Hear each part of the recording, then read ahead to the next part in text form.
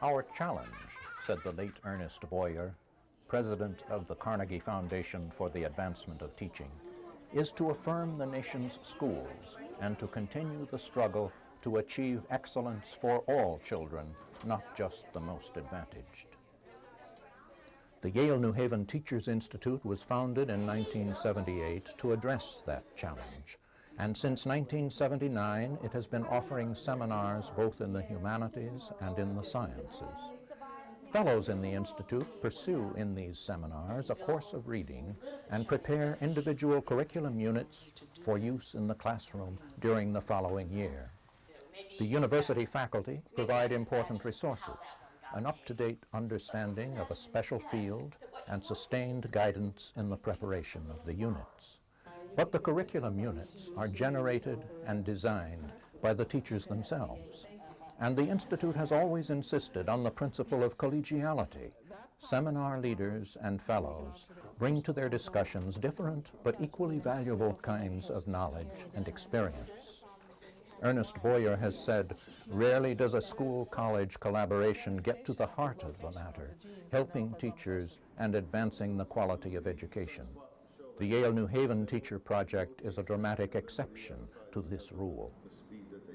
What's really important about the Teachers Institute is that, first, it puts teachers and teaching at the center of school reform. Every city that's larger than New Haven, and probably very, very many which are smaller than New Haven, ought to have the very same kind of arrangement between the liberal arts faculty of one or more of its key universities and the public school system. This kind of transfer of knowledge and learning back and forth between the teachers and professors is a missing ingredient in every school system. So it really is a national model. In recent years, with the help of grants from the DeWitt Wallace Reader's Digest Fund, the National Endowment for the Humanities, and many private donors, the Teachers Institute has become the first program of its type to be permanently endowed as a unit of a university. It is concerned with the achievement of students of all ages and levels of ability. Its fellows, too, are a diverse group with varied preparation, teaching a wide range of subjects in elementary, middle, and high school. Each year brings a new crop of fellows, though many return over the years to take yet other seminars. Gita Z. Wilder of the Educational Testing Service found that fellows credit the Institute with enhancing their interest in the subjects they teach, increasing their engagement with teaching, and augmenting their senses of autonomy in the classrooms. The Institute, said Ernest Boyer, brings the resources of the university to teachers in the schools in a way that recognizes their own professional stature. It is leading the way, he said, to improve teaching and education.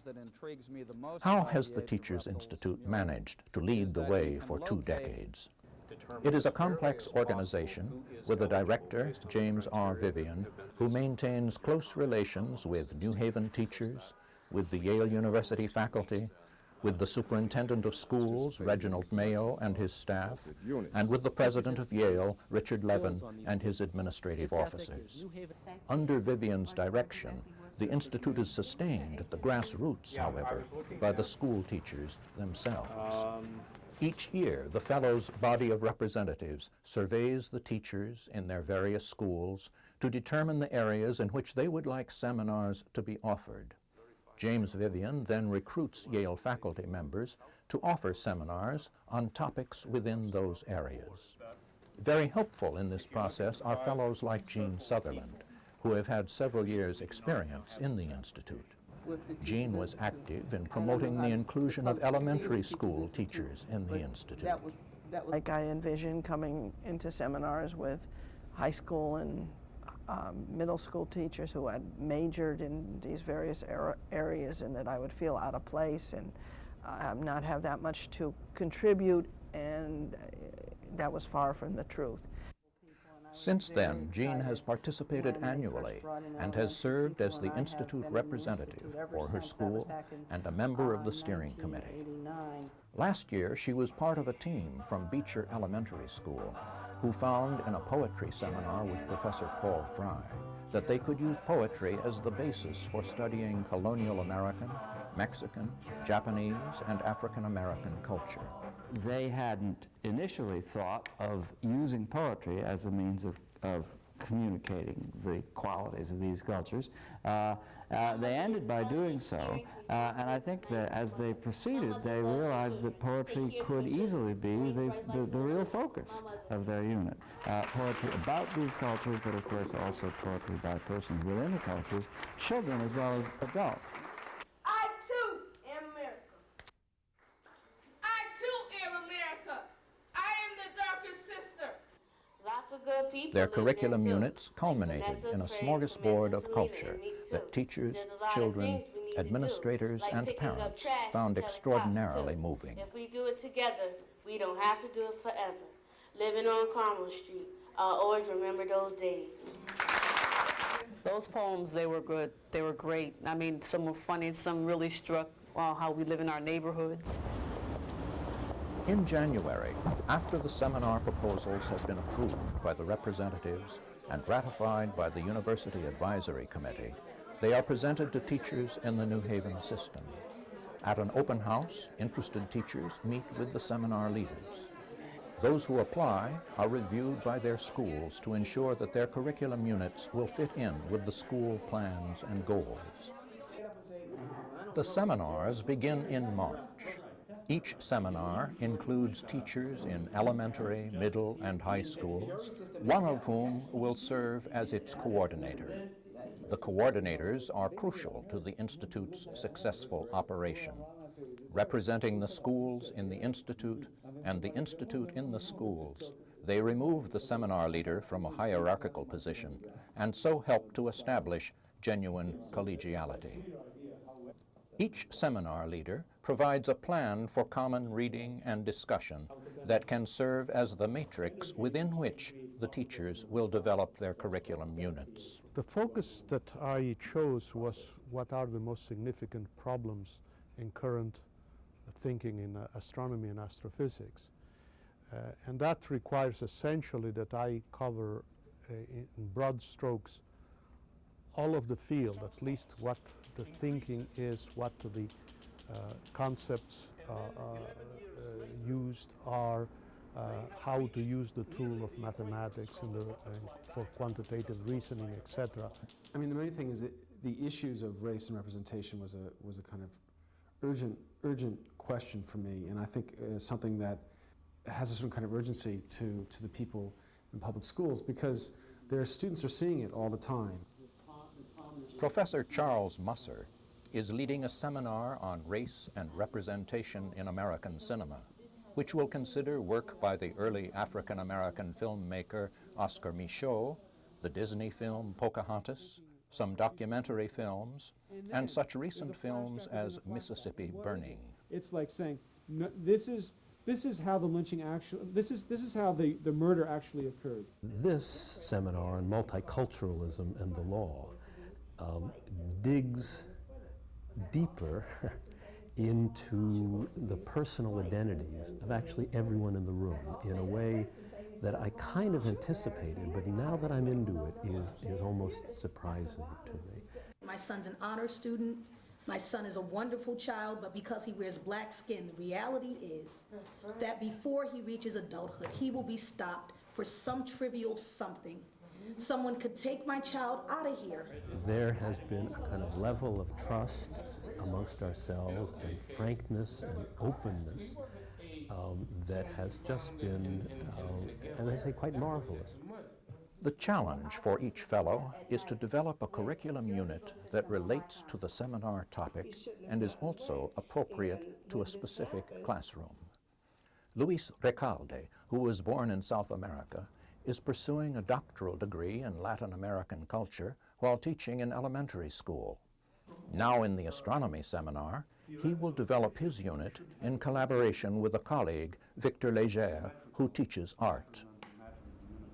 It will be a great contribution of great benefit in my school and in my classroom, because we integrate the subject matter in the classroom: mathematics, science, social studies, language.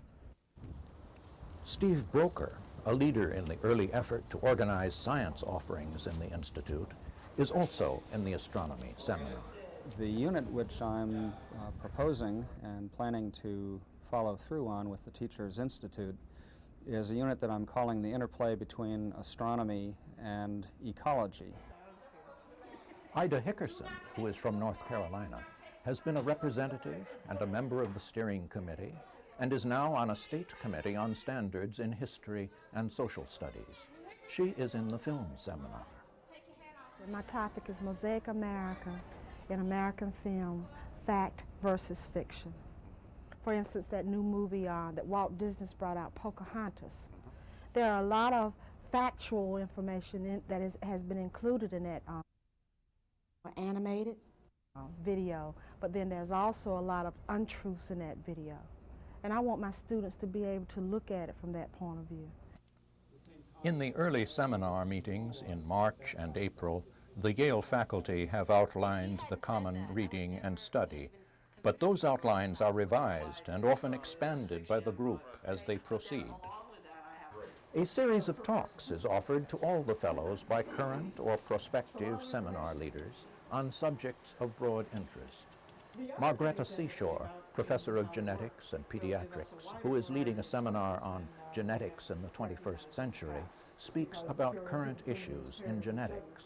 And you have this double helix, a strand and an anti-parallel strand that is complementary to it. And the best analogy that I've heard to that is like the curlicue cord on the telephone. And so you have the stretch of phone cord, but then you have it all curled up.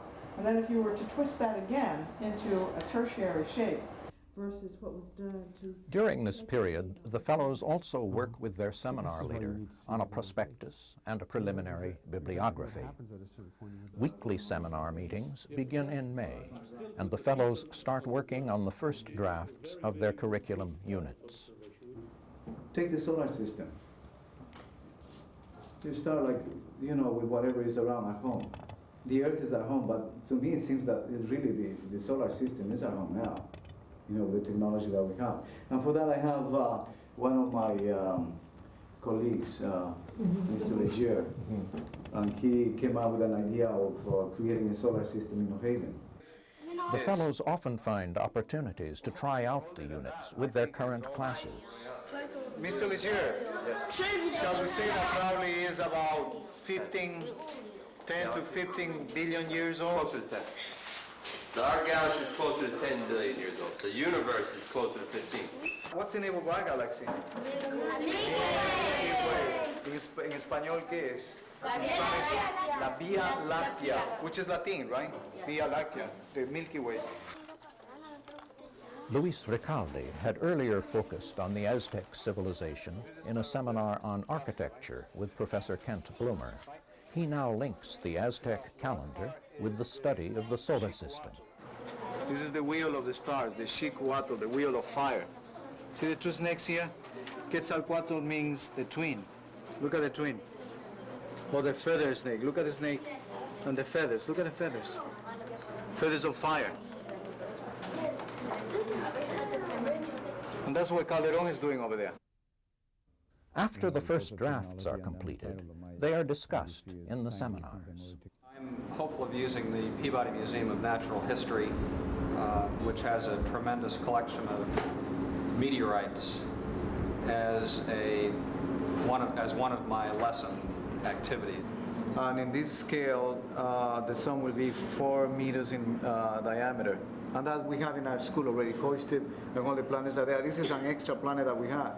So this is in my classroom, and we keep it in an inclination, so it will be really nice like that.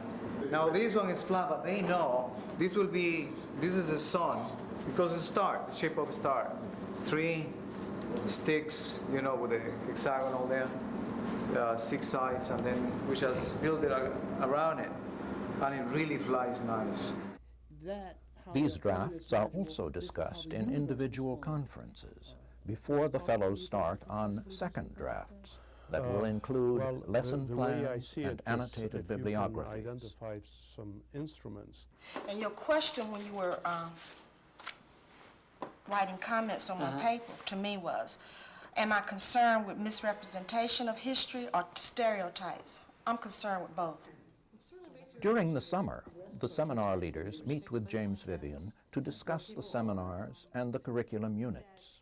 The chance to revise, to reflect not only on the actual teaching, but on the content of a seminar so that it's really reflected in the curriculum is an issue that I think is an important one for us. That's always an issue, isn't it, in work like this where the curriculum unit is in fact begun before one has moved very deeply into the common reading and discussion of the seminar, so that in one sense their ideas ought to be continually transforming themselves in the course of this sequence, and yet they are early on committed to a certain framework for the curriculum unit.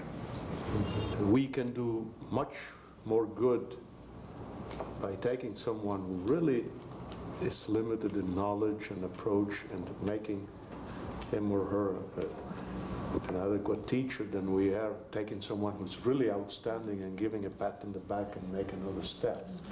But it is, in a way, anomalous. I mean, the effort of the Institute to be inclusive of everyone who teaches in New Haven is very different than the approach of the institution to be exclusive in its admissions of its own students, and that creates, it seems to me, a very different teaching situation for you than you customarily have in your own teaching at Yale. Right.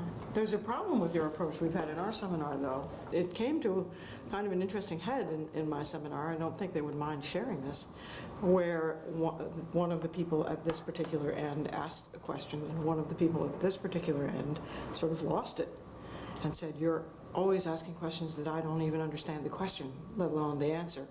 And you're making this seminar at a level that I can't understand."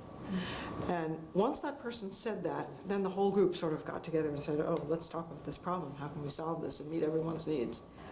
And it was actually a very good and useful discussion, I think. The person over here heard that she was, in fact, kind of driving things in a direction that others couldn't understand. But then the person over here found that over here is where it was.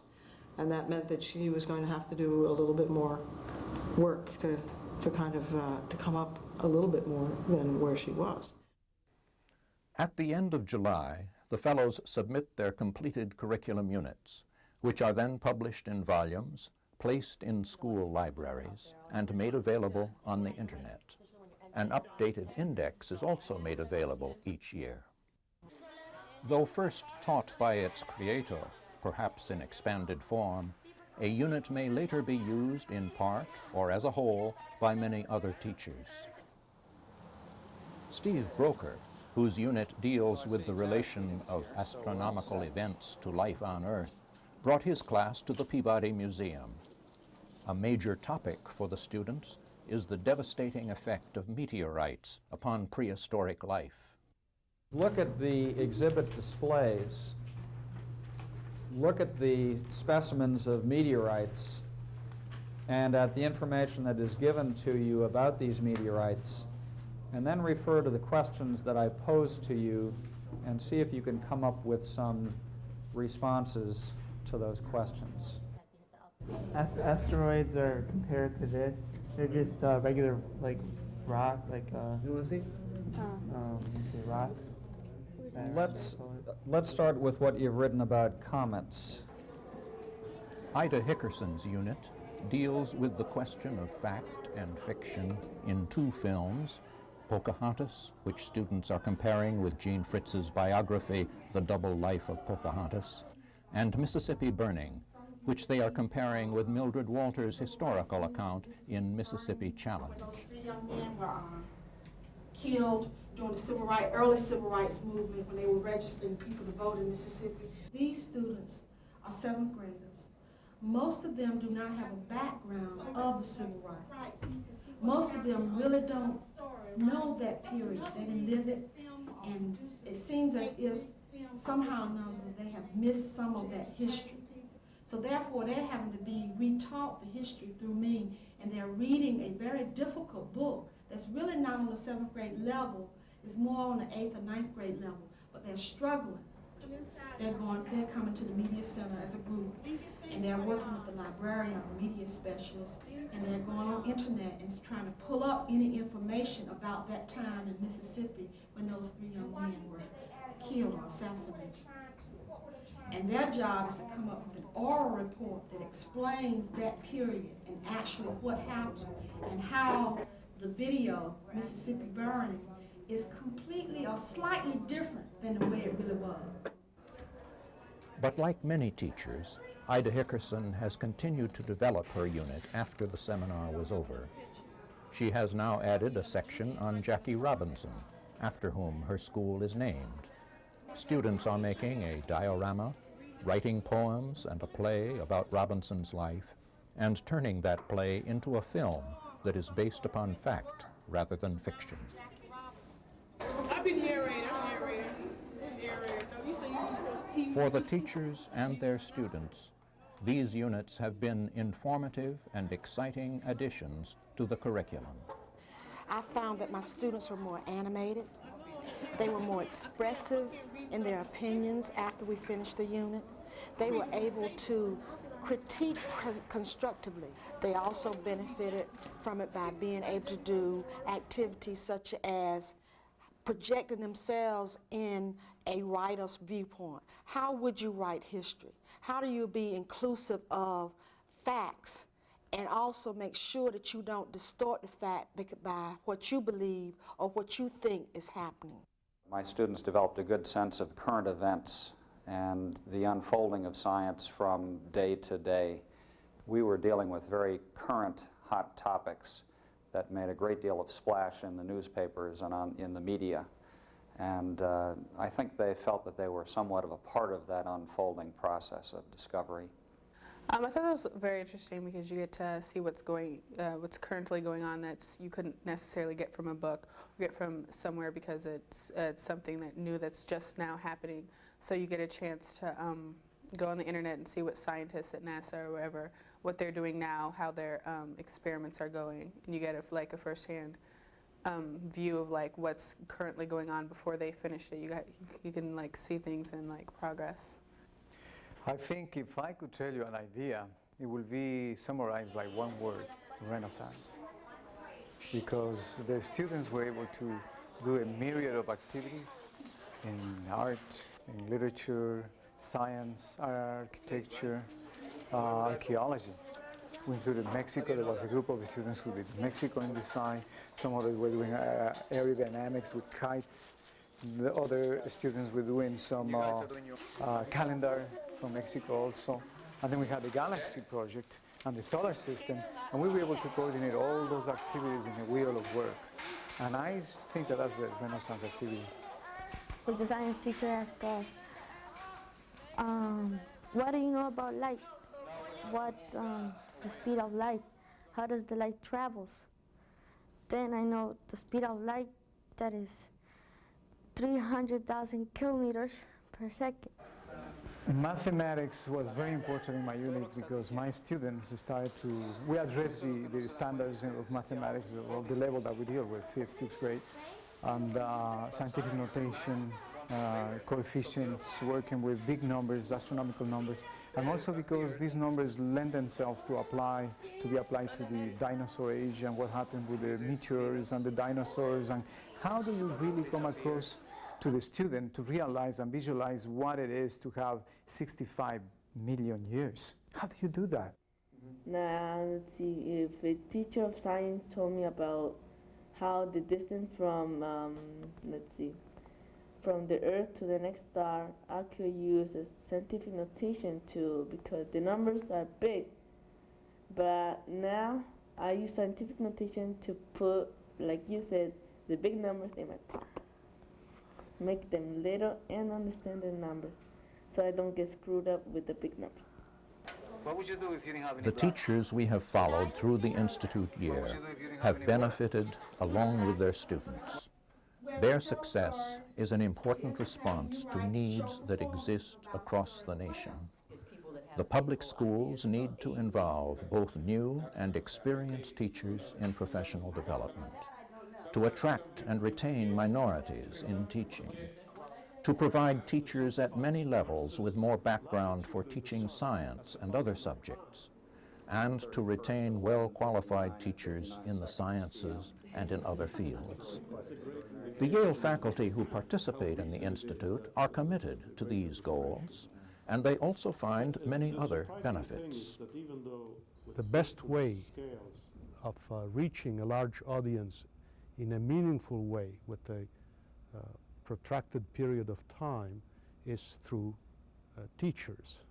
If you teach teachers, there is the leveraging effect. The teachers are the ones who will reach a very large audience, and in that regard it's a unique opportunity to give back to society what society gives us. The exchange was, I thought, not only intellectually meaningful but also deep at a personal level. It was a mutual process of discovery and self-discovery in reading these Latin American texts that we were dealing with. It was really an exciting experience. And one of the things that I've found is that it gives me, I've had much more hands-on ideas about how to work with even Yale undergraduates.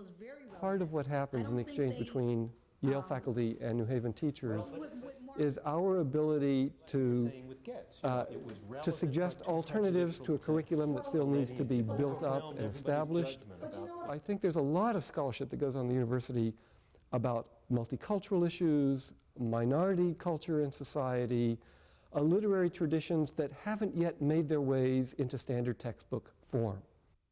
Being a pediatrician and taking care of a lot of children, I have a lot of concerns about what kids need to know if they're going to grow up and be functional adults. And I see them facing a lot of issues where better knowledge of science and genetics would serve them well.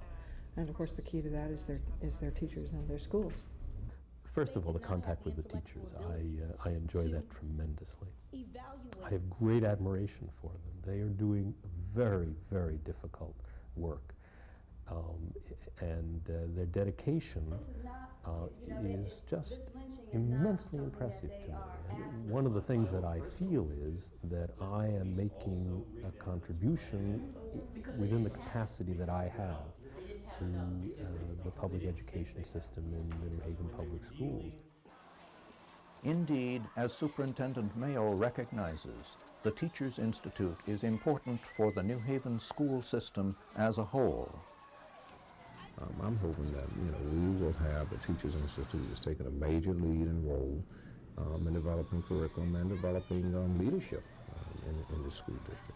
They have done things on an individual basis that can be transferred to a district-wide level. I think there are some things that we're trying to do of a systemic nature. And certainly these people can be great internal leaders for us. Many of the Institute fellows have been extremely helpful to others, to their peers in the system.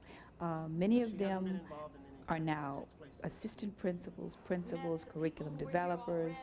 I was an Institute fellow as well, and the opportunities were just so wonderful, because to be in a setting where you're learning and where you're interacting with each other, and then to bring that back to a classroom, to bring that back to your peers in your buildings, is something that we all should want to be a part of. Right now in New Haven, we have a curriculum framework document. I see the Institute now moving to another level.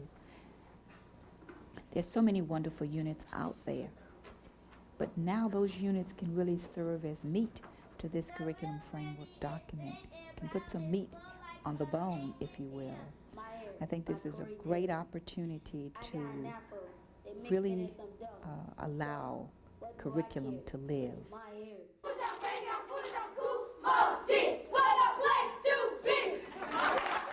I think the Yale-New Haven Teachers Institute is one of the most important models that needs to be observed and perhaps even replicated in the nation of an effort that is clearly working at the right level, i.e. improved achievement and learning are all outgrowths of improved teaching.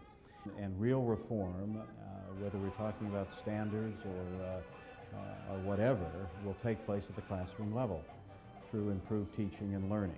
The Yale-New Haven Institute captures all of that, and it's sort of in one city, a microcosm of what could go on in many cities, and the quality of what happens in this marriage between a great university and a school system that has many problems, but also obviously many possibilities, should be looked at very carefully.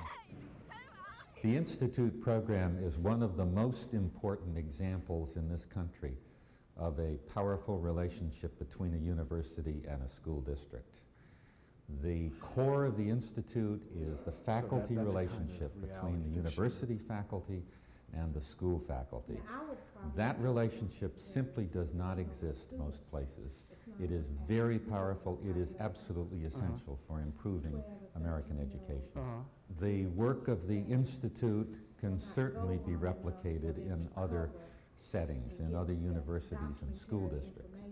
They won't do it exactly the same way, but the core element, which is to bring the faculties of the two sets of institutions together, can certainly be replicated, and we ought to be encouraging it for every university and college across the country. What would it take for other cities to adapt the approach of the Yale-New Haven Institute to their own circumstances? They would have to think carefully about the needs of their own school district and about the resources of local colleges and universities. They would have to begin talks across institutional boundaries, and they should be prepared to give important responsibilities and initiatives to the school teachers themselves. As with the Yale-New Haven Institute in 1978, there should be a school superintendent and a college or university president or chancellor who are committed to founding such an institute. There should be teachers who are eager to participate in the process of designing and sustaining it. And at the heart of their collaborative enterprise, there should be a continuing director who can relate to this diverse constituency. There has to be someone who does understand where faculty are coming from, and also has a perspective on the issues that are involved in public school teaching. You need a combination of a high patience for detail, diplomatic capacity, willingness to sit through endless meetings, it seems to me, and then also ability to raise funds and be kind of a visionary voice to the outside. For 2 decades, the Yale-New Haven Teachers Institute has proven its value for the schools of this city. As a professional, it has allowed me to look at curriculum, to see that curriculum cannot be just focused on one particular subject, that you've got to make sure that you're interdisciplinary when you plan your curriculum or your subject that you're going to teach. It also has prepared me to be able to use other resources, to network with other people, to ask other people about different things and to ask them to help me with some resources that I can use with my students. It has also helped me to grow as a professional. I've developed the ability and the confidence that I can plan a curriculum, that I can go out and get materials that my students would be able to use in the classroom. Mister, what happened with Venus? Venus is gone. Teachers have discovered new energy and renewed commitment to teaching. They have expanded their intellectual horizons. They have revised and expanded their curricular offerings. They have brought new enthusiasm to their classes. The Institute provides a model of university-school collaboration that can be adapted for use throughout the nation. Every school system, of course, has its own needs, and every university and college can offer a distinctive array of resources. If those needs and those resources are taken into account, a university-school collaborative can adapt the Yale-New Haven model to its own unique situation. And a nationwide network of such collaboratives would constitute a major step toward the revitalizing of American education. I think they learn how to look at the sky and think more about themselves. I think that's a very good thing that astronomy gives us. You know, because we are like the stuff of the stars. We were the stuff of the stars and we are the stuff of the stars. How many stars? Billions and billions, billions, billions, billions. How many stars in our solar system? Thank you. Who said one? Jonathan? Augustin? Yeah, me. How many planets in our solar system? 9. Somebody, one person named the biggest. The sun. The biggest planet. Yes. Which one? Somebody named the smallest. Pluto. Which one is the farthest? Pluto. Which one's the closest to the sun? Mercury. Thank you. What's the name of our planet? Earth. In the center of the